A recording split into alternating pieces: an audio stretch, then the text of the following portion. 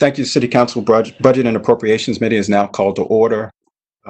We will be hearing testimony from the Mayor's Office of Employment Development. Director Perkins Cohen, if you could keep your presentation to about, I guess, 10 to 15 minutes, and then it'll allow for questions and remarks from members of the committee as well as other council members. So feel free to proceed. And you're muted right now.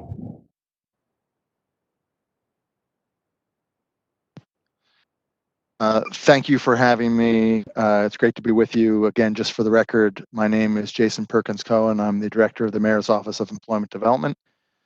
And I have several people with me virtually today that I just want to introduce in no particular order. We have Terry Parker, who is the agency CFO. We have David Higgins, who is our Budget Director. Mary Sloat, who is the head of our Adult Services. Ernest Dorsey, who is the head of our Youth Services. Patty Morphy, or Patricia Morphy, who runs our data unit, which we refer to as PEDS. And I believe Angel St. Jean, who's the director of our strategic initiatives. So again, it's great to be with you. As the council wishes, I'm going to go fairly quickly through these slides, and certainly expect and look forward to having questions and dialogue. The first slide is just a quick overview. We assume that the council and public would want to have a brief sense of what we're doing in this pandemic. And we're hosting a number of virtual sessions, usually at 1 o'clock each day of the week. This is not all we're doing, but these are sessions that are open to the public, and we get large numbers of people who are coming to be part of employer recruitments, where we actually have employers who have active job openings with us, who we interview. They talk about their specific openings and what they're looking for in their workforce. Job readiness sessions, again, done virtually in group, and job clubs, where people, residents who are looking for a job, who are in clubs, much like you would form a book club or a fitness club. This is a job club where people, led by our staff, share ideas and experiences. They might know of job openings, or know that a job has been filled, or have other strategies that they can share with the group. And I know that residents have found those really beneficial to work with their peers in addition to our staff. Obviously, we're also providing one-on-one assistance all day and every day. We have a jobs board active on our website, much deeper than we normally have. We normally actually only have a small sample of the listings and work with residents as they come into the agency.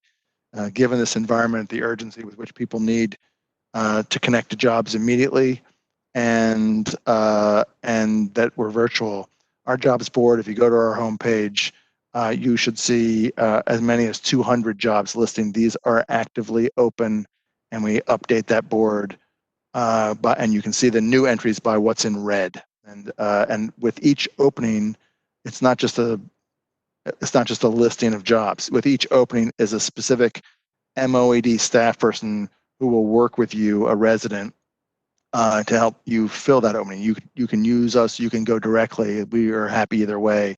But if you want someone to review your resume or work with you on your resume, you want someone to do a practice interview with you or help you brush up your skills, we're here for you. Okay, if we want to advance the slide, please. The first service is 791, and that is under contract with the school system. It is a school that we run. The school, we provide the space, the school funds the principal and the teachers, and our staff helps the youth beyond the school day to connect to jobs and job opportunities and training. And as you can see from the slide, our service level has been fairly flat over the years. We did get a good bump in the percentage of young adults who are engaged in work activities, and we really were focusing over the year on internships, job shadowing as additional ways to get young people's foot in the door. Next slide, please. This is also service number 792 is also under contract with the state For this service, we provide employment-related services for adults that are receiving, nationally it's called TANF, in the state it's called TCA. It's the same thing, stands for Temporary Cash Assistance. And again, this is under contract with the state. And again, you will see that we were able to increase the percentage of recipients who have remained on the job. We've made that a focus.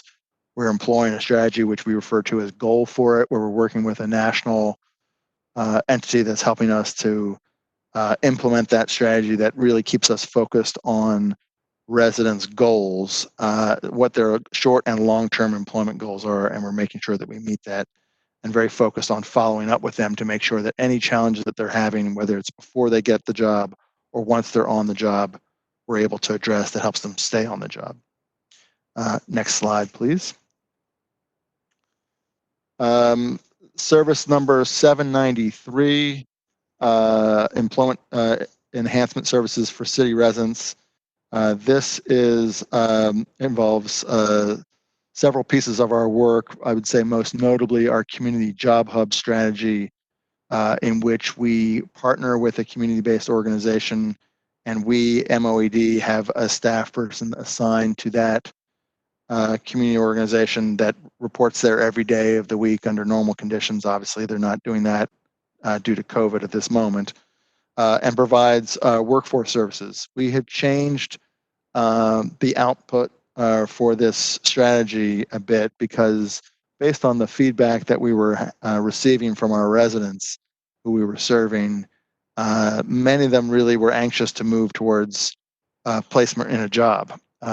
We certainly are still working on around helping people with their computer skills, but we're all about service. And if our residents are telling us they really want us to focus on jobs and immediate jobs because they're in an urgent situation, then that's what we will do. And again, the number of residents that obtained a job through the network is almost identical over the last 3 years. It's 21 higher than last year and roughly 60 higher than the year before. So it's been fairly consistent.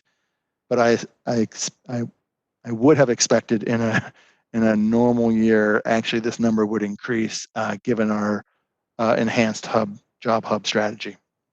If you wouldn't mind advancing the slide, please. This was termed as administration. I would like to change that term in the future because administration has a sort of a connotation of not necessarily directly involved. This is a combination of things, not just our leadership, but also, for example, the support that we receive for Port Covington and several grants that we receive for additional strategies are put into this service number. There are no specific outcome numbers, but it is critical to the functioning of our agency and the flexibility that we have to go where the demand needs us to be. If you wouldn't mind advancing the slide, please. This is service number 795. It includes much of our federal money under WIOA, that is the the federal law, which stands for Workforce Innovation and Opportunity Act. It is how states and local jurisdictions receive, or not how, it's one important stream of how states and local government receives workforce services. This funds, in part, are two, sometimes called one-stop, sometimes called American Job Centers. It's our centers that serve adults. You will see that there is a little bit of a decrease in the number of people that are actually coming to the centers, but the other outputs are showing that even though there's fewer coming, that the outcomes are the same or even a little bit higher in terms of the percentage of people that receive a service or become employed.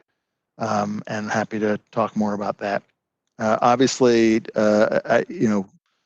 given what's happened with COVID and social distancing, our centers, and I should really say this throughout, we are an agency particularly impacted by COVID, as our customers are as well. So when we're here at this time next year, our numbers will certainly be smaller in this for this service number.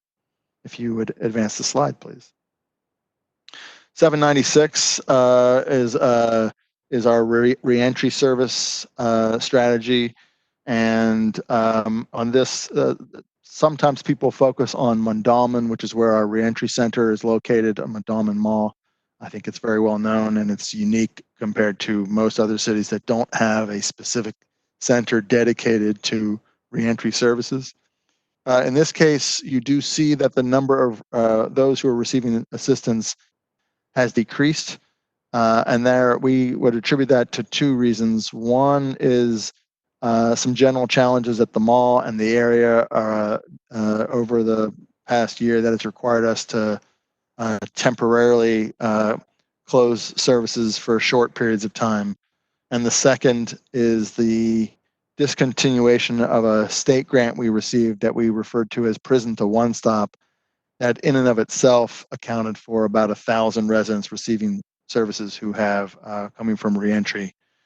So despite the somewhat smaller numbers, similar to the last few slides, we still were able to maintain our outcomes and our percentages or increase them. So the number of people who got a job through the service increased slightly, and the wages also increased.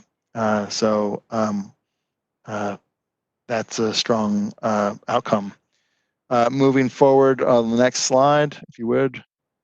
This is 797 for our workforce services for out-of-school youth. It really focuses around our YO centers, or youth opportunity centers, as the council and the public know. We have two centers, one in Sandtown on the west side, and one we contract out with HEBCAC at North Wolf Street, or on North Wolf Street. And again, for this slide, we have been able to maintain consistent service, and when you look across the years, it's in range of the previous years. We have done some specific work at our YO centers under the direction of Carrie Owens around increasing recruitment and public awareness. Strategies involve advertising through things like 92Q. We have created something we call YO Live. Again, YO stands for Youth Opportunities. And we're hosting separate men's and women's groups, just sessions to talk about issues and challenges with our staff. This is based on direct feedback we had from a youth leadership team that talked about how they would like to see those services initiate, and we did that over the past year, and I think we were having a lot of success with them, and look forward to talking about that more. Next slide, if you would. 798 is about YouthWorks. Again, looking at the past year, you can see that last year were able to offer 8,600 young adults a summer job. This was down slightly from the previous year, but up from the 2 years prior to that, and up significantly from 17. And as the council knows, YouthWorks is one of the largest summer jobs programs in the nation, and the numbers are, we have more kids looking for work, looking to participate in YouthWorks every year than we're able to support. So this number does not reflect the number of youth that want a job, and it really doesn't reflect the number of people that we could provide a job. It's really mostly capped by funding. And so each year, in addition to receiving city funds and state funds, we fundraise for YouthWorks, and many investors contribute, understanding how important it is to have a summer job. This year,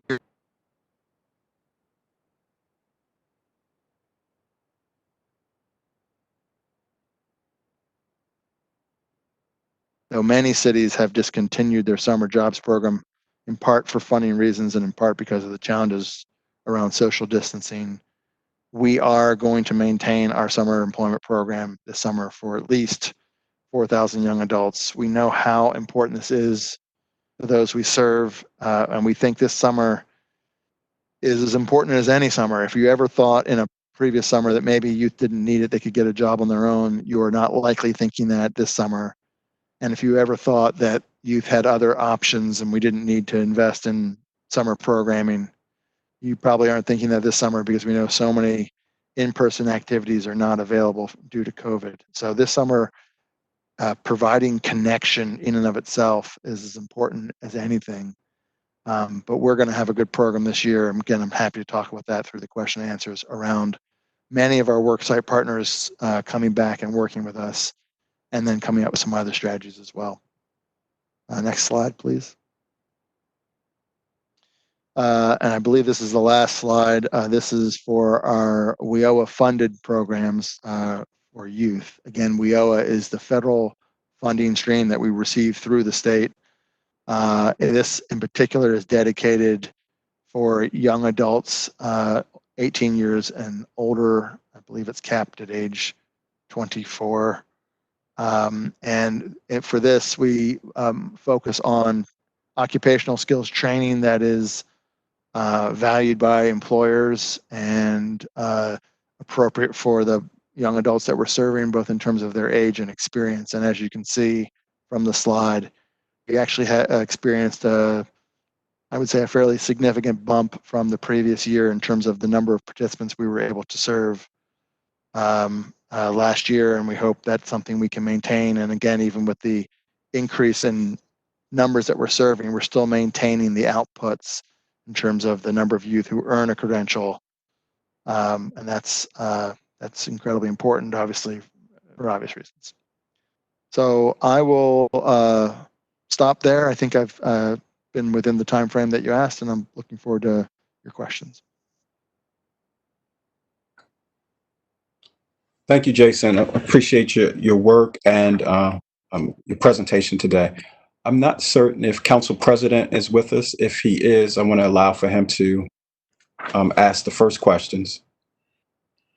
And if not, I will go ahead and proceed. I want to make a statement before I ask my first question. And Jason, I'm not certain if this is a national phenomenon, but it still alarms me that when I look at the investment in workforce development, that there appears to be, not appears, but there's an overabundance of dependence on resources from either the federal or state, and not as much contribution from the local that I think. Even when we look at our budget, our contribution is probably less than 25% of the entire budget. And so we are consistently dependent upon what we get from the federal government or from the state. And if those dollars don't come, then programs end up not having all of the resources that they need because we're not subsidizing them with local dollars. And so can you tell me how much was the state grant? I'm speaking specifically about Service 796. How much was the state grant as it relates to returning citizens that is no longer being funded by the state? So I don't have the exact number for you. I can provide that. What I can tell you is what it funded was several positions for staff who worked out of Mondawmin Mall, but literally traveled to correctional facilities and met with individuals who were preparing to exit the system to make them aware of our services. And whenever you can do that, obviously it's incredibly important for individuals as they're exiting that they know the resources that are available, they know that they're welcome. And so I don't have the exact number, but it funded 2 staff people and just provided an unusual and critical service.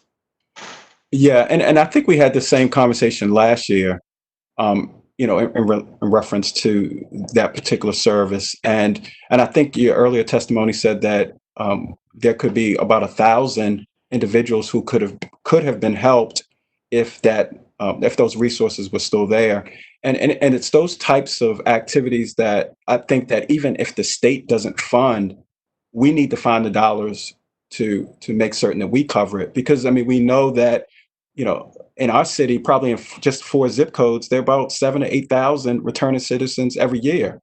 And if we don't provide the resources for, especially employment, then we're just sending them back out into an environment that caused them to be incarcerated in the first place. And so, along with that same service, I looked at the performance measure related to average dollar cost per participant, and it seems as though when I looked across the budget, ex-offenders received the lowest amount of our expenditures per participant than any other activity. Is there a particular reason for that, and why? I mean, it's significant, the difference between what we spend on other participants in employment training or employment development programs compared to the dollars that we spend on returning citizens, which I think are probably the ones that will require the more intensive and more resources. Yeah, I think that's a really good point, Councilman Pinkett. What I would say would be, and I just want to make clear, I know you know it well, but just for others who might be watching, we don't, this is, having a specific reentry strategy is incredibly important, and we really value it. But it's not set up, and we wouldn't want to set it up. I know you wouldn't want us to set it up where it's segmented. In other words, when you come into our center at Mondawmin Mall, it's inclusive. Anyone can walk in and receive services at Mondawmin from us. Similarly, if you have a background and you go to one of our other centers, we do not send you away and tell you to find your way over to the Northwest Career Center at Mondawmin. So I don't. It's interesting that you bring this up. I think it's something for us to look at further. I don't. So we have people sitting next to one another. Some who have a background, some who don't have a background. Some staff who are serving people.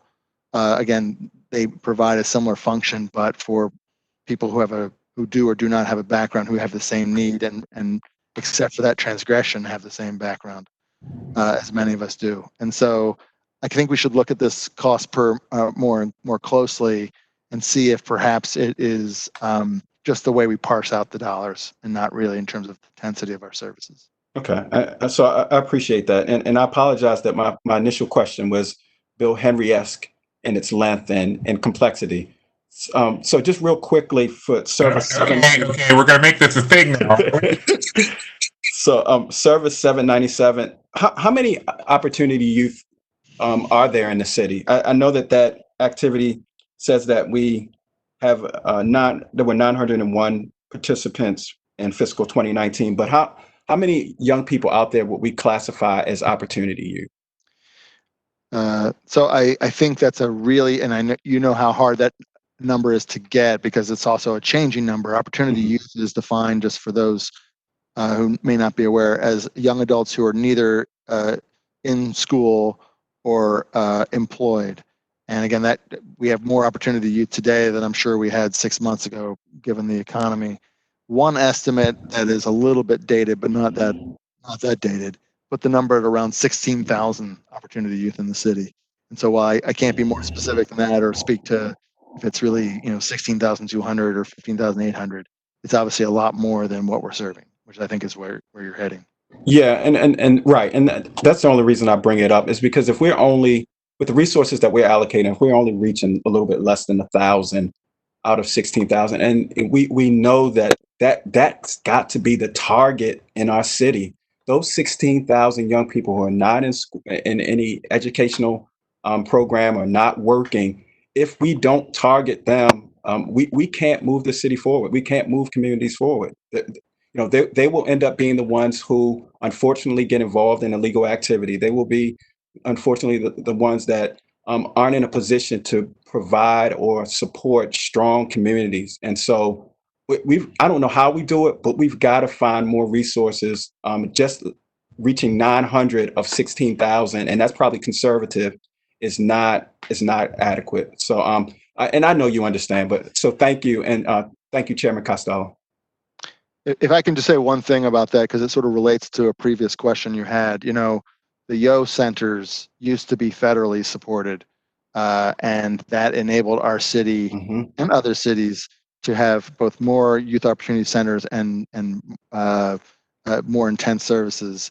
And when the federal government pulled out of youth opportunity some number of years ago, most cities backed away and said they couldn't fund it. Here's an example where the city over time has maintained its investment in youth opportunity. And so I hear you and agree with you that we need to do more.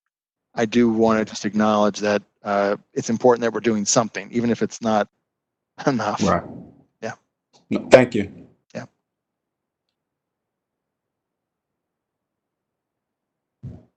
Vice President Middleton. Thank you, Vice Chair Pinkett. I first want to thank you and your team and your office for, helping to serve and employ our youth. That's a number, right now, that's number one on the charts. And we appreciate that. I want to kind of just piggyback with a comment and then a question, another comment and then a question. Councilman Pinkett did hit a strong point, and I just want to add to that. I know you had made a statement that nationally you are like number one in youth works and that perspective. I just want to share out there, and maybe your office can take advantage of this. I'm very much affiliated and a lead person at the Maryland Association of Counties and the National Association of Counties. And in past years, the Office of Transportation applied for grants and also won awards. And most recently for MACO, the law department won an award. So both, I think it's time, and I think you have an advantage to start applying for some of those things. So I can definitely give you contacts, especially with the National Association of Counties, because they give pretty steep grants, and then also they give awards nationally. And I think part of that recognition around the country in a marketing form can help your agency as well. And then my question, do you have, I know you had your slide with ex-offenders. Do you have a contact where you reach them right before they exit, or do you reach them after they're already, out and trying to rebuild their relationship and life? Is there a strong connection before they actually get back in the streets? So thank you for your question, Councilwoman Middleton. So I would say that until this most recent year, we had a stronger connection because we had dedicated staff, and that was their job. I mean, they weren't in the office a lot because they were traveling to correctional facilities on a regular basis, meeting with residents who were soon to be released, letting them know about our services so that they knew where to go, that they would be welcome, that they could meet them back on their or upon their release date. And that was incredibly valuable service for people who were exiting the system. We no longer have our own dedicated staff who do that on a daily basis. The state has some staff, and I should be clear that in our one-stop centers, that includes Mondawmin, the state has staff there on a regular basis. That's part of what makes it a one-stop. And so we do still have relationships and still get information.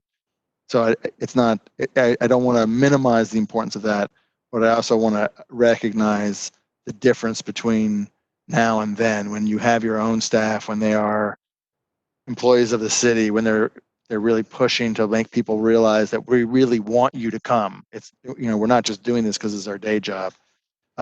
It makes a big difference. So I would sort of leave it there. I do want to just, if I go ahead. So you're saying that it's more state connected? Well, the state has. Go ahead. The state essentially appreciated the model that we have and have tried to use it on a statewide basis. And I think that they should. I think that's a great thing for them to do. Mm-hmm. I think that Baltimore has specific needs and needs more attentiveness, more time in the city and directing people to city services. And that's what's missing. And does that same thing apply to the juvenile justice release piece that we have downtown, that center. Would you say that's the same application? No, and I don't want to make it sound like we don't have any relationship with local institutions. So, Department Okay. of Juvenile Services, particularly with the work that happens at our youth opportunity centers, we have staff that does meet with them on a regular basis. We have specific grants that help connect us to adjudicated youth to make sure that they have services available. We're just on the adult side. We're still making connections, but we are more limited than we used to be. Okay. I just, I think both of those pieces are just very important in light of the way we're trying to help our young, particularly African American males before they, get released, because they end up going back home to that same environment. If we can capture them and have some kind of programming while they're still, being corrected, I guess I'll say. I'll stop there. So I'll, just to end that, I'll make sure I try to include you in information that comes for applying for grants with National Association of Counties. That would be terrific. I'd really appreciate it, Councilwoman Middleton. I do just want to note that while we don't have a relationship or grant from the National Association of Counties, and I would welcome the opportunity, we do raise perhaps more, as much as any program in the city, we raise money from non-government sources for YouthWorks, and it's in the millions of dollars that we bring into the city so that we can put young adults to work. But there's still lots of young adults who were not able to do that, so I would love that relationship, and if you could put us in touch, we would appreciate it. Sure. Thank you for everything you continue to do, you and your team. Thank you. And Jason, if I can dovetail off of what Vice President Middleton said, I think it's critical, if even while we're doing it in this hearing, if somebody on your team can tell us what was the amount of that grant that we received from the state, that those dollars that were so critical to addressing ex-offenders, but as they were coming out of the facilities, we need to know what that figure is, because when you think about a multi-billion-dollar budget with so many needs, to me, that is a glaring hole in this budget that is critical to us addressing, all of the issues that are facing our city, and it's critical even to the social justice, discussion that we're having. So we need to know what that figure is. We can't properly advocate if we don't know what that number is. And I think I have it. I'm my great people who work at MOED are pinging me while I'm speaking, and so I'm being told that it was $250,000 that covered 3 positions. 250,000. Yeah. So I can go into more detail about what those positions are, but that's the amount of money. And then for YouthWorks, we have another $250,000 that helps us connect to the detention centers and helps to register people for young adults for summer jobs. That seems like a small amount of money to save the thousands of lives that could be saved as a result of that. Councilwoman Sneed. Thank you. Jason, you mentioned that we will have jobs provided for our youth this summer, at least for some of them. Can you speak to what some of those positions will be and some of the people that are organizations who have already committed to hiring some of those young people? Sure, absolutely. Thank you, Councilwoman Sneed. So this summer, our approach was to try and build off of what we think is one of the most successful aspects of our summer program, which is not the way every city does their program. We really run our program through community-based organizations and local employers and support them by providing young talent for them to connect to and embrace. So when we began to consider our options for the summer, we wanted to first work with our partners to see who would be able to support youth this summer. We expected that some would not be able to do so because of the conditions that we're all dealing with, but some would be able to step forward. And I'm pleased to say that we have 170 organizations locally that are supporting young adults in Baltimore this summer. And that ranges from the private sector, the large institutions like Johns Hopkins and University of Maryland Medical System, Baltimore Gas and Electric, to faith-based institutions, arts organizations, environmental groups. It's a long list of 170, and we're grateful for that support. And again, we can't do it without them, and we're excited about the summer. Are these technology jobs, or like, will they be doing these jobs from home, or will they be actually going into the organizations? Yeah, the great majority of the jobs this summer, the overwhelming majority, will be virtual. And again, I think we all know why that is. We are allowing some limited jobs, and we're at this moment focused on youth that are 18 to 21, our YouthWorks students. For those jobs that are not virtual or in person would be an easier way to say that. In limited circumstances, we're allowing that to move forward, but the great majority are virtual. Again, we've been working with our partners to make sure that they have a virtual option. We've been working with the school system to make sure that our youth workers we're identifying our youth workers who are going to work this summer, making sure that, let me just back up. We actually conducted a survey of our YouthWorks participants to check on, did they have a device that could connect to the internet, and then did they have the Wi-Fi connection? And for those that are getting placed that are missing either one of those two pieces that we know are necessary for virtual work, we're connecting them to the school system and to other partners to help make sure that they have a device and the Wi-Fi they need to participate this summer. And then I just want to say that there's a virtual platform that we will be rolling out in the coming weeks that we have explored to make sure that it has strong content for young adults. And it's it's web-based. Youth will get a login credential. They don't have it yet. We're just over a month away from YouthWorks. And there's different modules that young adults can connect to. There'll be over 20 modules. So everything from goal setting, time management, to very specific information about sectors. There'll be a module on the healthcare sector. There'll be a module on the technology sector. There'll be a module on the construction center, and so on, that young adults can go through. There's short videos that they can watch, and then some other material for them to go through. And then to make this successful, one of the things that we're doing differently this year is we're going to be bringing on up to 100 job coaches with the sole purpose of working with young people virtually. We don't want to just say, just roll out a website and say, go to the website and good luck to you. Each coach will have no more than 15 young adults assigned to them. There'll be a check-in in the morning, a very short one, to say, this is the plan for the day. How's everyone feeling? And then they're essentially, they're not going to stay on a 4-hour webinar. Nobody wants to do that. And so then the young adults will be doing some independent work. The coach will check in with all 15 of those young adults while they're doing the independent work to see how it's going. And then there'll be a wrap-up session at the end of the day. We're excited. Look, obviously what's happening with COVID and all the challenges presented to families and residents and employers is awful.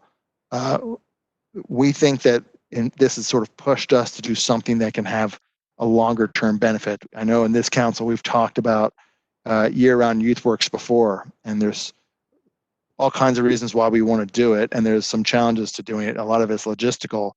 Well, if we have created a strong virtual program, we can begin to think more creatively about how we might connect with young adults while they're in school or at the end of the school day or on weekends, where the logistical problems are no longer relevant.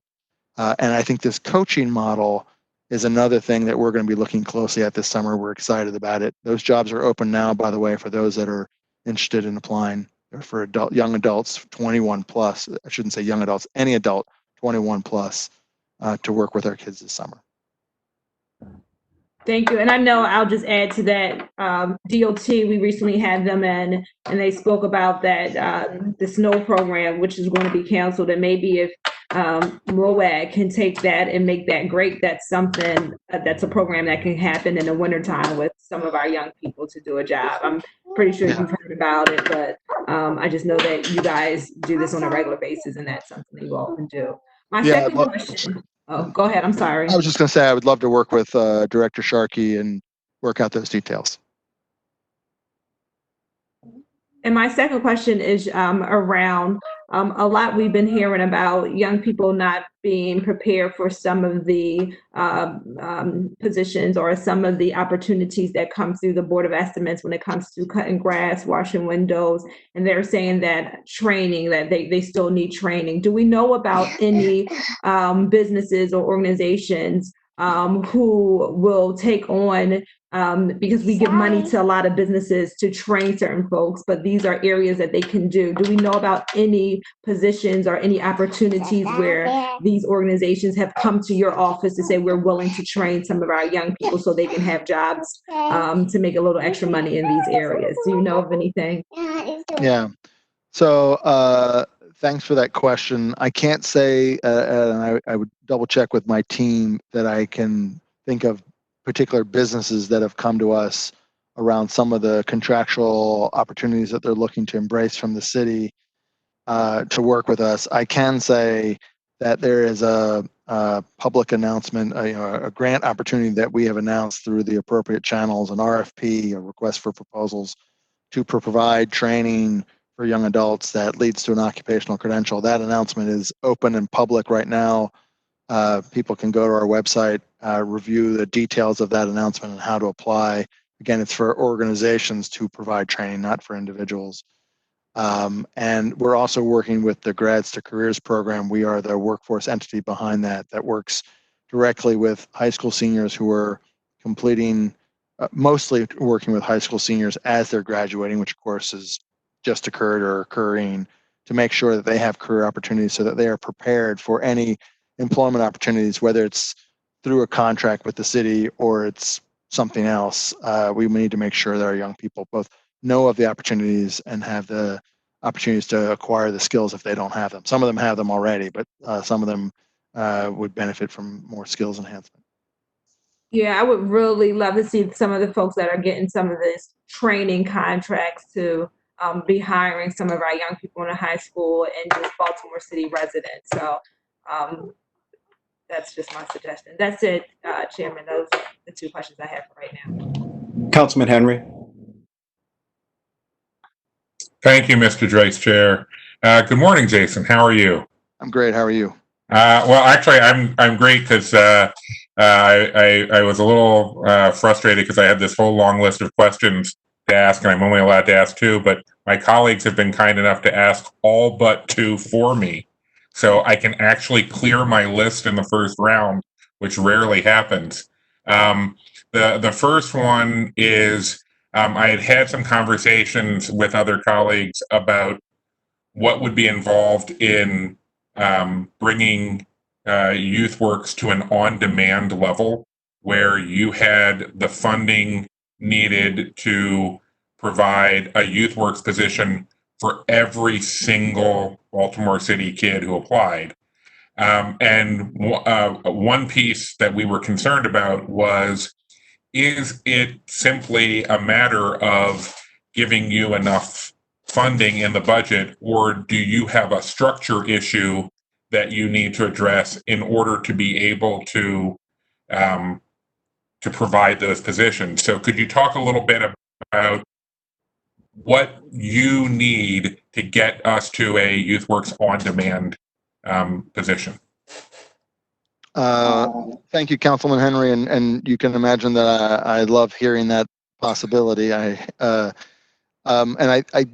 don't want to say this with certainty, but I believe that's the way Washington D.C.'s program works. But it should be, someone should check into that to make sure that I didn't say something that's not correct.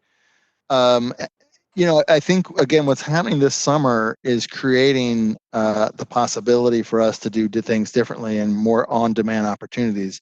In the past, we're trying to do this balancing act between serving young adults, working with employers to make sure that we have enough opportunities and enough opportunities that fit. Every now and again, we'll, not very often, but we'll get an opportunity that doesn't seem age appropriate, or again, we will have in a normal summer have young adults work even outside of the city limits but there's sometimes we'll get a location that it's counties away and it seems a bit unrealistic. So there's this balancing act between youth, jobs, and money, sort of a three-legged stool.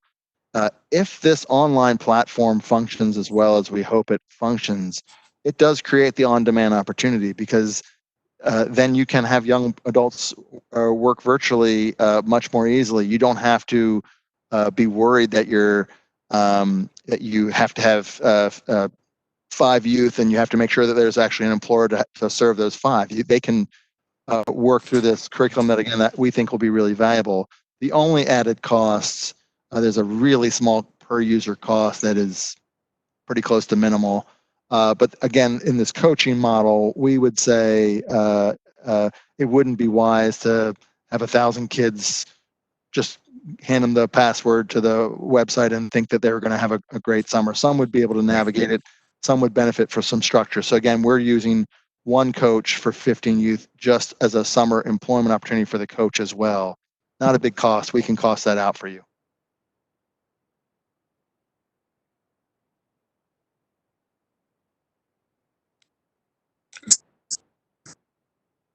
So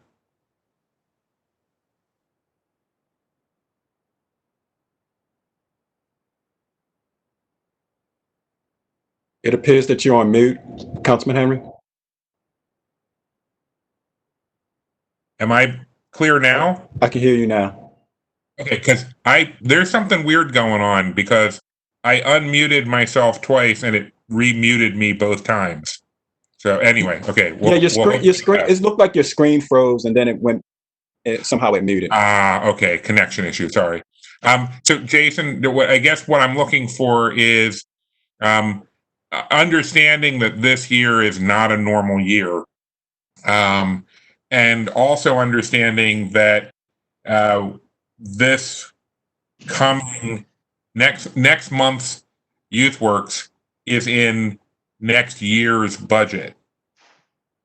I know that this is technically a little. Actually, you know what? I will let this go, because technically what I'm asking for is what number we need for FY22. So I don't need to deal with that now. So I'm going to go to my second question.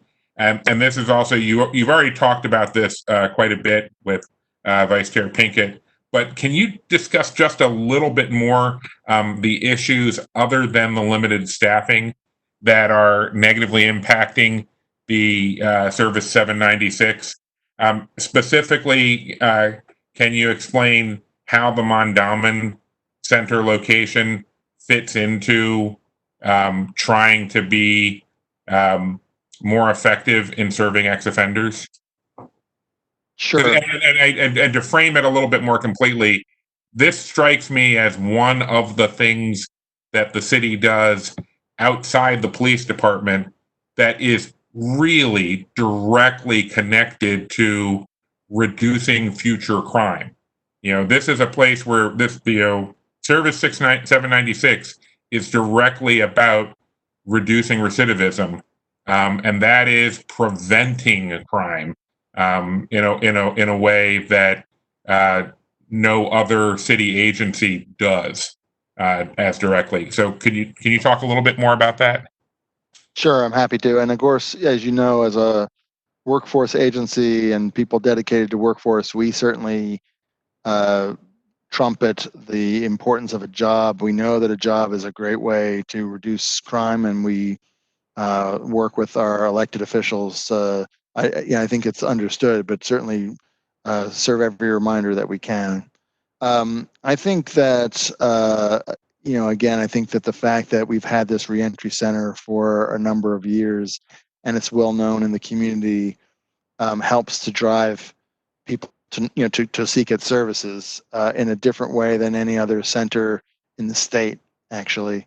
I think that the challenges we face, I want to be clear that what our agency does not, we want to balance the need of our residents for immediate employment, while at the same time recognizing that immediate employment is not always a career, and that immediate employment isn't always the way to get someone on a path to a living wage job. And so we don't want to be a turnstile agency. Again, we want to have jobs for people, and without question, but we want to be aiming higher, and we want to be aiming at career pathways. And in order for us to do that as an agency, whether we're talking about the services we provide at Mondalman or Yo, is that we have to be able to offer the services that includes skill building that would start as young as possible. But for those people that they're 40 now, they can't go back to when they were 18. We haven't figured out that trick yet. Then we have to meet them where they are now and provide that service. And we have demonstrated in small but meaningful, small and not that small pilot programs that when we do this, when we offer people more comprehensive services, whether that's legal assistance, whether that's behavioral health counseling, whether that's adult education, financial empowerment counseling, which we're about to initiate in the new fiscal year, that helps people in ways that allows them to move more quickly through the employment pathway and into a better job. So again, I think, and maybe this is a long, convoluted way to answer your question, but I think what would really take us, yes, we would very definitely, and it would be a good service to have staff who are going out to the correctional facilities. But once they come into our centers, we also need to have the services and supports that we can really provide all that they need beyond the initial job placement. Thank you very much. Thank you, Mr. Vice Chair. Councilman Burnett, followed by Councilman Cohen. Thank you, Mr. Chair. I didn't have much. Everything I wanted to talk about has been talked about at length around YouthWorks and the reentry programs. Just wanted to throw out one, kudos to everything your agency is doing with a very slim budget, and two, shouting out your Yo Center staff, Marvin McKintry especially, who's been doing incredible work. He's been an amazing partner for me in the district. Anytime I've called on him about people that I know need work, need jobs, he's saying, look, give them my cell phone number. I'll be up there. I'll talk to them, whatever you need. One of the things that we started doing together before the pandemic was this idea of like pop-up resource events, where I literally pulled up I bought a tent and a table, and we were just showing up in different parts of my district as a way to reach people where they are. Is that something that, and obviously I'm not claiming to invent pop-ups, other agencies have been doing this, but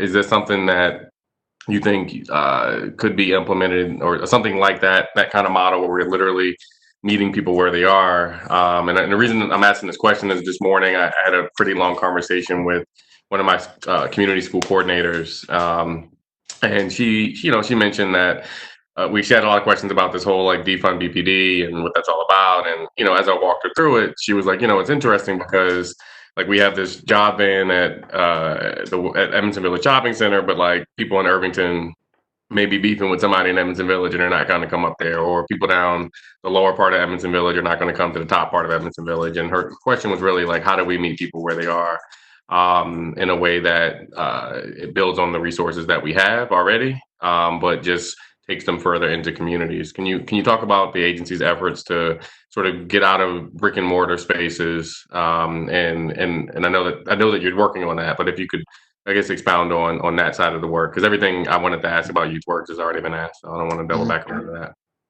that. Thank you, Councilman Burnett, and I appreciate your giving the shout out to Marvin McKinstry. I hope he's listening. If not, I know one of us will make sure that he finds a way to tune in.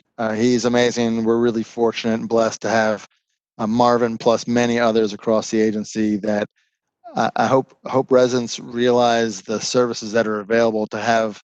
We refer to YouthWorks coaches and job coaches, but we really have coaches throughout the agency that can help people on their journey. So I appreciate the shout out. I really love the concept of a pop-up shop that you're referring to, and I know we've tried to work with you and other council members, and I feel like if we just have a day's notice, we can usually make something work to send staff there.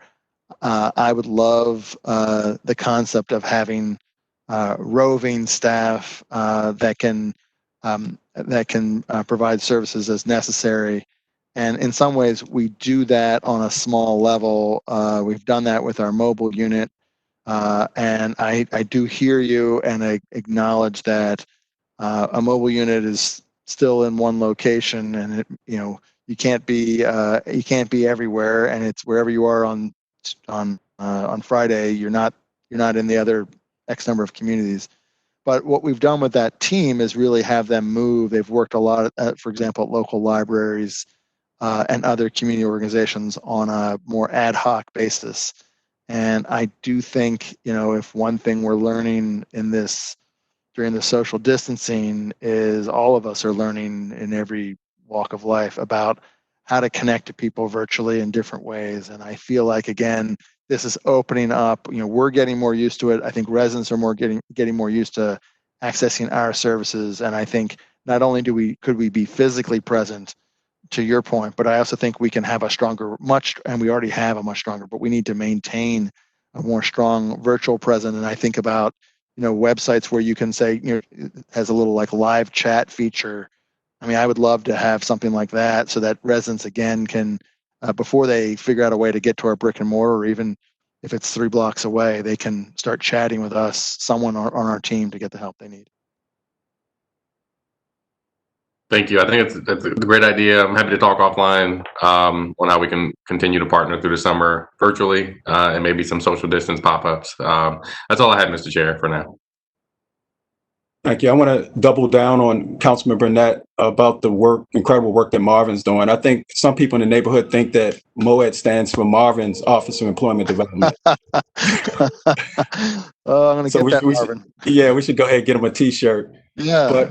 But as I move on to Councilman Cohen, I know that Mayor Pugh initiated the mobile units, but I don't know if other council persons experienced it. It seemed like the units were down more often than they were available. I don't know if that's still the case, but it's a shame to have the ability to go mobile and then the vehicles always be broken down. Yeah, I obviously we don't want the vehicle to ever break down, and sometimes it's the vehicle, and then the other part of it is you need to have someone to be able to drive the vehicle, which is not something that everyone can do. But what I would want to assure you and the other council members and the members of the public is, any day that the mobile unit is not available doesn't mean that unit is not providing services in the community. So I don't want to minimize what the mobile unit has been, but they still go out as a team and provide services in the community. And so again, as I think we think about looking ahead and thinking about how to help meet residents where they are, both in terms of their skill level and educational level, and physically where they are, we should be thinking more about that. And obviously I'm just the director of MOED, but I don't think it's just a employment services issue. Councilman Cohen. Thank you, Mr. Vice Chair. Nice to see you, Jason. How are you? Good to see you, Councilman Cohen. Good to see you. So first want to, again, commend you all for sort of the pivot that you've made with YouthWorks, much like I was saying last night to Dr. Sanalisis and her team, just this whole crunch that everybody's been in to get young people onto virtual learning, online, etc. I think you guys have, we had this conversation a couple weeks back, and I'm really glad to see that this is the direction you've gone. You've been able to actualize the need to, instead of like canceling YouthWorks for the summer, get it online, make it happen. So props for that. I'm wondering though, from sort of a strategic perspective, how do we utilize this moment, not just for like, let's do an online summer, but really thinking about jobs and careers of the future, which are going to require a high degree of tech savviness, understanding that the future of work is really going to be, in many ways, virtual and online, that it's just not acceptable anymore for children to graduate from high school and not have these skills. So I'm curious sort of how you're thinking about, one, how to utilize this moment to really think more big, more bold about setting a trajectory for what MOED should be doing, for what YouthWorks should be doing. And it's not just cleaning the park in the summer, even when we get back to being able to be in the same space together, but thinking about how do we really get prepared for a 21st century economy. That's question number one. And then question number two is, as we're thinking about this next step for us as a city, we know that Heidi Daniels from the library, from Enoch Pratt, has been thinking strategically about sort of this mesh network concept and leveraging libraries for online learning outside and in the parking lots. We know that our school system is doing a lot. I'm personally concerned. I want to see Comcast do more. I think that their 2 free months was great, but it's not enough. They need to up the speeds. But I'm just curious, sort of citywide, how does MOED, how do we think about moving toward a more interconnected online universe, thinking about what it could look like to have Wi-Fi be a public utility and not just something that the privileged few have access to? And what's the role of the Mayor's Office of Employment Development in crafting that? Well, thanks for your question, Councilman Cohen, and thanks for your partnership over the years. I would just say, one of the things that's happened during this crisis is this really got, some organizations are really stepping forward and saying, how can I help? We can play a role in thinking through some of these solutions. We, government, we, MOED, can't, shouldn't, don't want to try and take all of this on our shoulders. And one of the groups that we've been working closely with, that I know that you're connected to, is the Digital Harbor Foundation, and they are literally building a online platform around the future of work. And we're excited to partner with them this summer and beyond. And what I think part of the exciting piece of that work, again, it's not just about this summer. It's not just about a certain number of young adults who are going to participate in that. It's that it provides, to your point, content that can be accessed anywhere and in different amounts. It doesn't have to be in the future. This is your YouthWorks summer, and you're virtual and you do this one thing. One of the things that we have always heard, and I know you have heard directly from employers, is, hey, I really want to work with YouthWorks. I really want to participate. I don't always or consistently have 25 hours a week of work.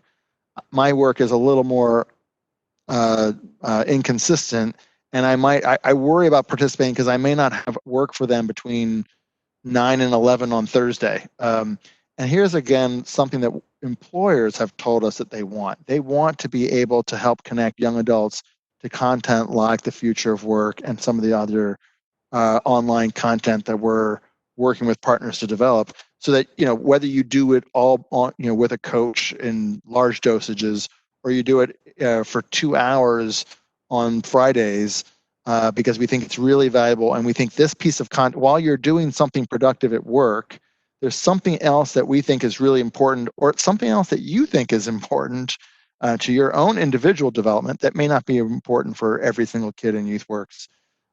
This is really going to open our eyes for the future of how we work through piecing together good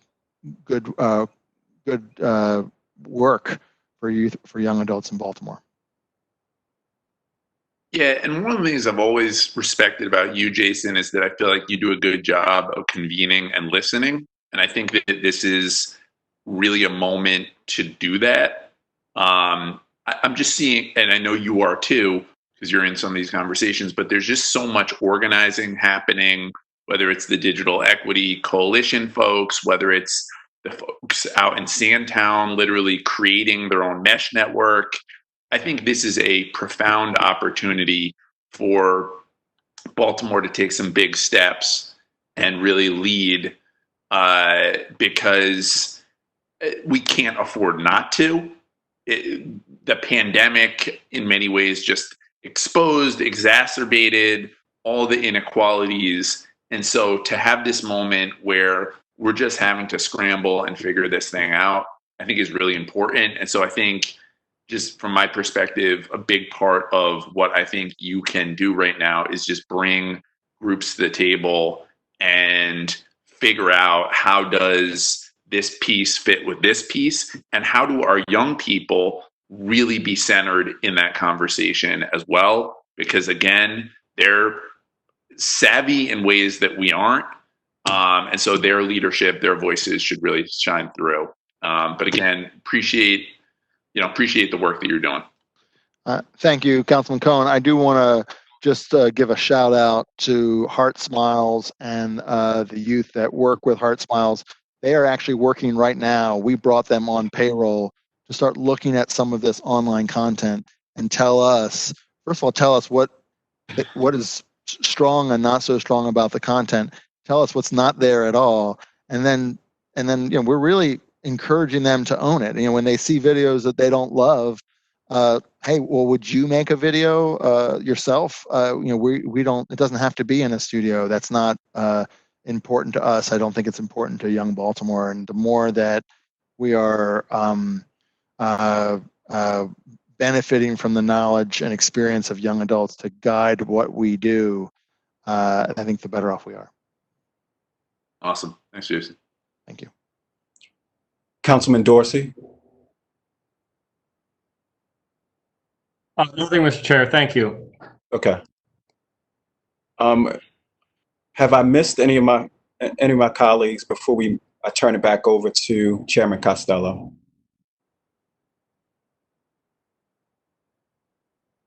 Chairman Costello?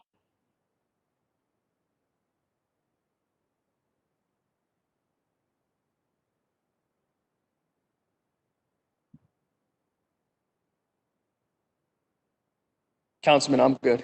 I'm good. Okay. Thank you. Jason, So- thank you for everything you do. Greatly Appreciate you. appreciate that. Thank you all. So being that there are no further, well, just one more time, just to make certain, are there any further questions by any members of the committee or other council persons? Okay. Being that there are no further questions, thank you again, Jason, for your continued work of you and your team, and for this detailed presentation that we received today. This committee is in recess until, I believe, is it 12:30? And it will be, I'm sorry, excuse me, the Parking Authority of Baltimore City. This committee's in recess. Thank you.